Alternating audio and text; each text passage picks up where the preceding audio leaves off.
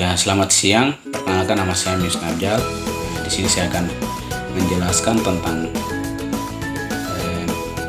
mata kuliah manajemen humas. Dalam mata kuliah ini ada beberapa topik pokok pembahasan. Yang pertama yaitu mengenai dengan presentasi kelompok pertama atau kelompok kertas. Yang kedua yaitu presentasi kelompok kedua, dan yang ketiga yaitu fungsi-fungsi manajemen humas. Untuk materi pertama saya sendiri tidak mengikuti dan saya tidak akan menjelaskan dan saya tidak mengikuti. Untuk materi kedua yaitu materi kelompok, mengenai dengan materi kelompok. Di sini saya kelompok 3 dengan judul materi yaitu kepemimpinan hubungan masyarakat pendidikan. Kepemimpinan hubungan masyarakat pendidikan yaitu mempunyai 3 pokok pembahasan. Dengan judul ini ada 3 pokok pembahasan, yaitu karakteristik sekolah, gaya kepemimpinan kepala sekolah, dan peran kepala sekolah dalam humas, yaitu 3 pokok pembahasan. Nah, kami langsung lanjut pada pembahasan yang pertama, yaitu karakteristik kepala sekolah. Ditinjau dari karakteristiknya, sekolah merupakan suatu sistem organisasi sebagai suatu sistem organisasi. Sekolah bisa ditinjau dari 2 sisi, yaitu sisi struktur dan sisi perilaku organisasi. Struktur organisasi mengacu pada framework organisasi, yaitu tata pembagian tugas dan hubungan baik secara vertikal, horizontal, dan diagonal. Hal ini bisa mencakup spesifikasi jabatan atau pembagian tugas, garis perintah, peraturan organisasi, serta hierarki kewenangan dan tanggung jawab. Di sini ada beberapa bagian, yaitu sumber daya manusia yang mencakup pada kepala sekolah, guru, pegawai, administrasi dan siswa.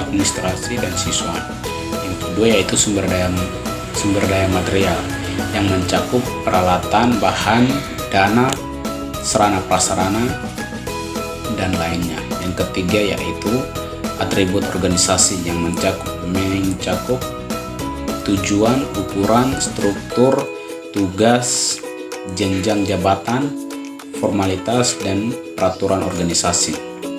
Yang keempat, iklim internal organisasi, yakni situasi organisasi yang diseramkan personal dalam proses interaksi.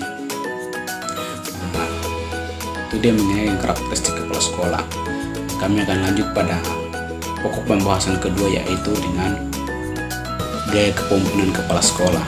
Menurut Wahyudi, kepemimpinan adalah sebagai kemampuan seorang dalam menggerakkan atau mengarahkan sekaligus mempengaruhi pola pikir dalam pengambilan keputusan, pola pikir, cara kerja setiap anggota agar bersikap mandiri dalam bekerja, terutama dalam mengambil keputusan untuk kepentingan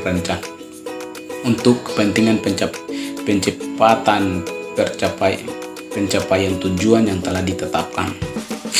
Sementara itu di sini ada 2 para ahli yang berbeda pendapat ya.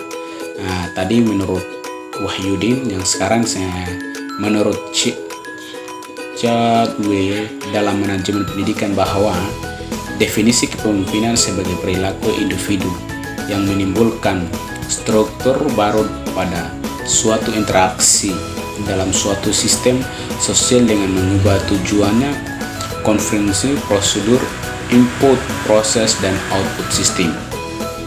Itu dalam gaya kepemimpinan kepala sekolah. Mungkin itu menurut pendapat para ahli yang saya bisa lakukan, dan kami akan melanjutkan pada materi yang ketiga, yaitu pokok pembahasan ketiga, peran kepala sekolah. Peran kepala sekolah yaitu peran kepala sekolah dalam melaksanakan tugas dan tanggung jawab fungsinya. Kepala sekolah memiliki gaya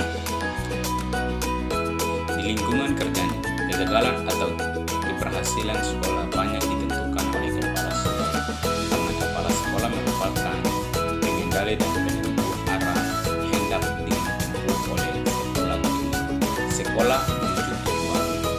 Seorang kepala sekolah juga perlu memiliki kepemimpinan yang transformasional sebagai suatu proses dan di mana pemimpin dan pengikut dapat saling meningkatkan level-level moralitas masing-masing ke level yang lebih tinggi. Dalam hal ini, para karyawan merasa percaya, kagum, dan hormat kepada pemimpinnya sehingga mereka termotivasi untuk melakukan lebih dari apa yang diharapkan dari mereka.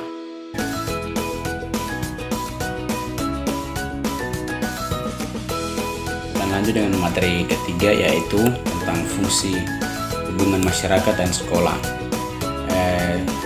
Fungsi-fungsinya sebagai berikut. Yang pertama yaitu mengimbangkan pengertian masyarakat tentang semua aspek pelaksanaan program pendidikan di sekolah. Yang kedua yaitu dapat menetapkan bagaimana harapan masyarakat terhadap sekolah dan apa harapan-harapan mengenai tujuan pendidikan di sekolah. Yang ketiga yaitu untuk memperoleh bantuan secukupnya dari masyarakat kepada sekolah, baik finansial, material, moral. Bagian keempat yaitu menimbulkan rasa tanggung jawab yang lebih besar terhadap kualitas pendidikan. Bagian keempat, yang kelima yaitu mengikut sertakan masyarakat secara komprehensif dalam usaha memecahkan persoalan pendidikan dan meningkatkan kerjasama antara sekolah dengan masyarakat, memperkokoh tujuan serta peningkatan kualitas hidup dan penghidupan masyarakat. Mengirah yang berikut yaitu mengerahkan masyarakat untuk menjalin hubungan dengan sekolah.